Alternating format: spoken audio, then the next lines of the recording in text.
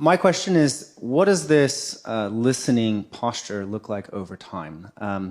And with your knowledge of personal psychology, I think we can all say we've somewhere encountered one of those relationships where one person does all the work and the other person can't engage in this, even if they have been listened to over and over and over again. But at our society level, if that does happen, now let's try it. I totally agree with you. Let's listen. If we wind up in this, sometimes it's always listening and it never turns into listening back. Right. What's that look like over time? You do test for reciprocity. Mm-hmm. So children, for example, when children are investigating potential play partners on the playground, they'll come up to a child, let's assume a child of roughly the same age, because that would be the most common situation. Maybe we're talking about kids who are 4 or 5 years old. And they'll throw out a play gesture that's rather simple, so maybe that a 2-year-old could manage. And then if the person manages a proper response, then they throw out a little more sophisticated gesture. And if the person responds appropriately, then they ratchet up to just above their developmental level. And then they play like mad at that level, and that'll make them friends. And so partly what they're testing for there continually is whether there's something approximating reciprocal altruism, right? It's tit for tat in the positive sense. And I would say that, well, we know there's actually a literature on this, which is quite interesting. This is also something very practical to know, and I'll get to another practicality here. So there have been psychologists who've done empirical investigations into what predicts the longevity of a relationship.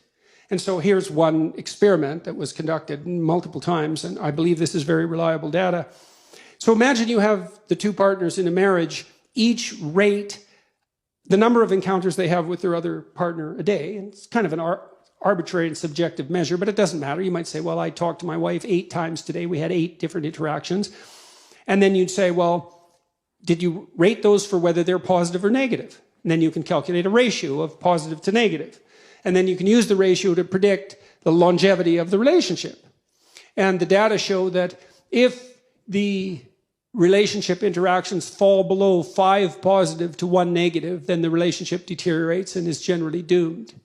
And so 5 to 1, it's a preponderance of positive interactions, but we're wired so that negative interactions hurt us more than positive interactions help us if they are of the same magnitude. So, for example, people will work harder to avoid a loss of $5 than they will to attain a gain of $5. And you might say, well, why is that? And the answer is, you can be absolutely dead, but there's only so happy you can be. And so it's better to err on the side of conservatism in the domain of negative emotion. And so, but interestingly enough, if the interactions rise so that they exceed 11 positive to 1 negative, the relationship also deteriorates. And so what that suggests is that there's it's sort of like smiles with teeth, right? You want a fair bit of positive emotion and reflection from your partner, but you don't want them to be a naive, dependent pushover who's afraid to stand up for themselves. And so you want to, because you're a nasty, horrible human being, and now and then you poke your partner just to see if there's anything there, because that's what you're like. And if you find out there isn't, you'll run roughshod over them, and you think you won't, but you will, especially if they're very good at implicitly encouraging that, which dependent people sometimes are. So you do assess for reciprocity, and the basic rule is you want approximately equal reciprocity in relationships that you want to maintain. Now, maybe, you have enough additional resource to be the giver more often than the receiver in some relationships, but I don't even think that really works that well with children. You obviously have to take care of them, but it's not like they don't deliver the goods to you if you have a good relationship with them. And you want to some degree, to enforce that reciprocity. Now, you might say, well, what happens in relationships where that's impossible? And, well, I give you a practical piece of a suggestion on that front. And this is another thing you can do in your own household. This is so useful, man. If you get good at doing this, your life will get so much better. You can't believe it. Is watch the people around you, and whenever they do anything that you would like to see repeated on a regular basis, tell them exactly what they did in detail, with, be positive about it, obviously, and just indicate that you noticed. And because I saw this when I was grading student essays, and so I taught this seminar for a long time, and I was trying to teach kids how to write. They were in their 4th year of university in the honors psych program. You'd think they'd bloody well already know how to write, but they didn't.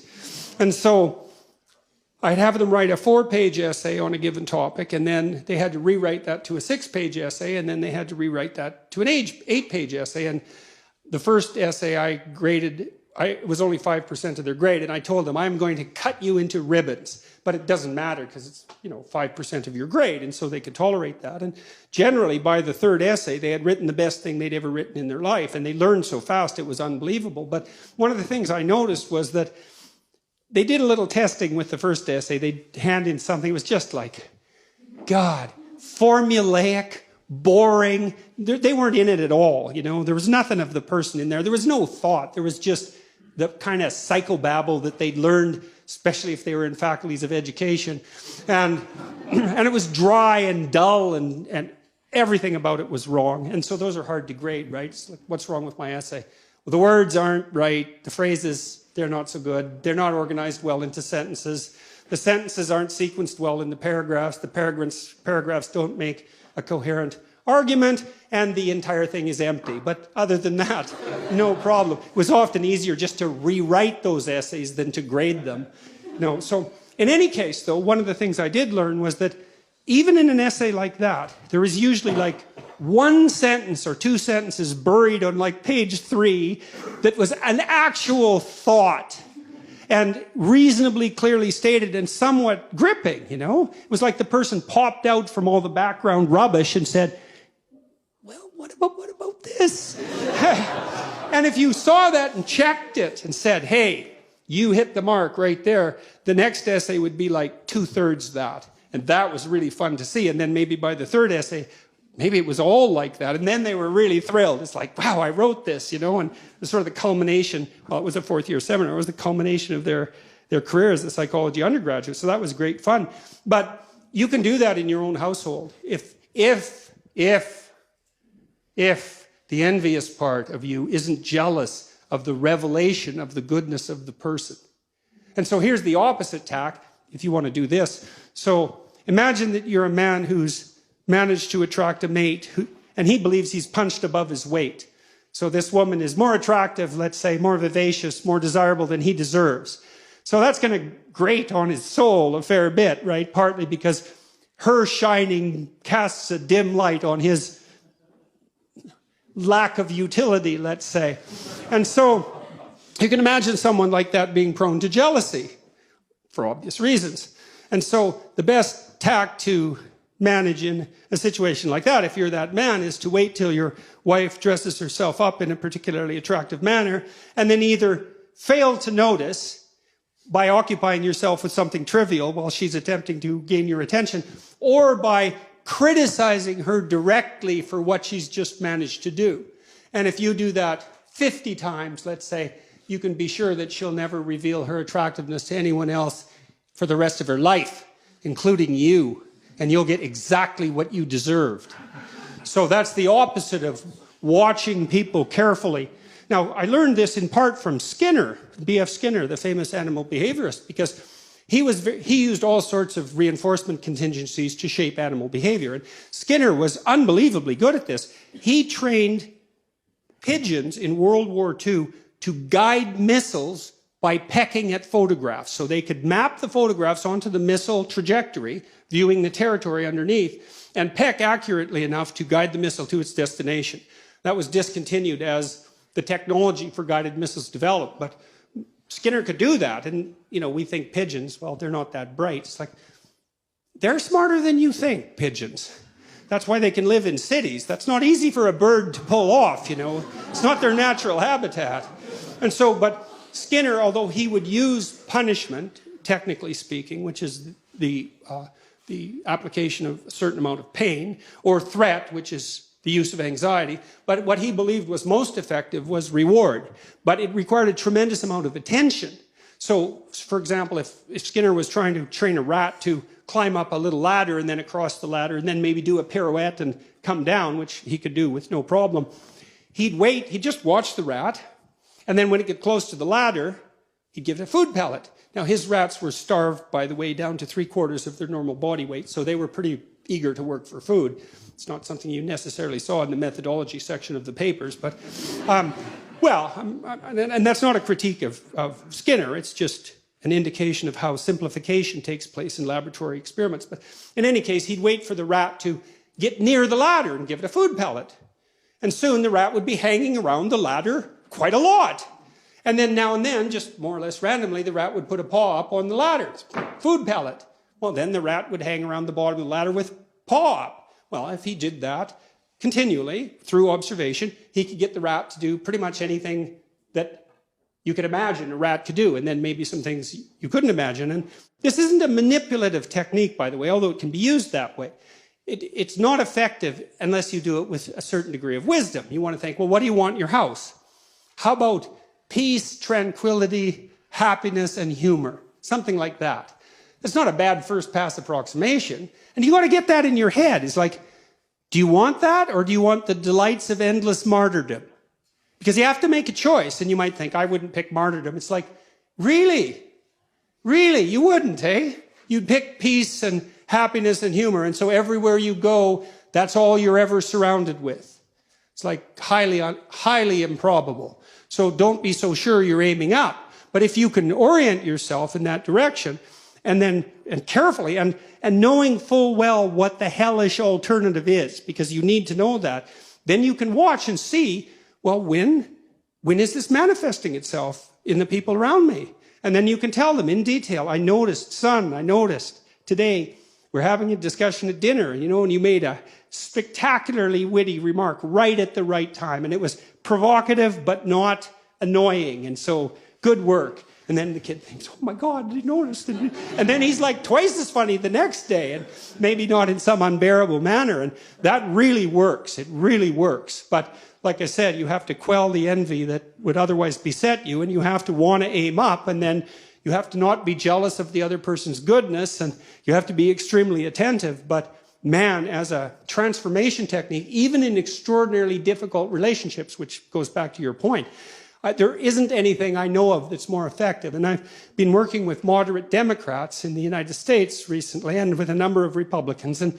suggesting that to the Democrats that when the Republicans do something that isn't absolutely malevolent and stupid, in your opinion, you might want to just say something. Like, that's not as bad as it could have been. Something at least. And the same for the Republicans in relationship to the Democrats. And that because it's also one of the ways that you can reduce the tit-for-tat proclivity, right? You want to give the devil his due, especially when you're not actually talking to the devil, but just the person who's sitting across you, let's say in the house. It's an unbelievable, and people, that's another issue. I mean, if you want people to appreciate having you around, learning how to listen, that is a skill that is absolutely unbeatable. And this technique of summarizing to their satisfaction, that works like a charm.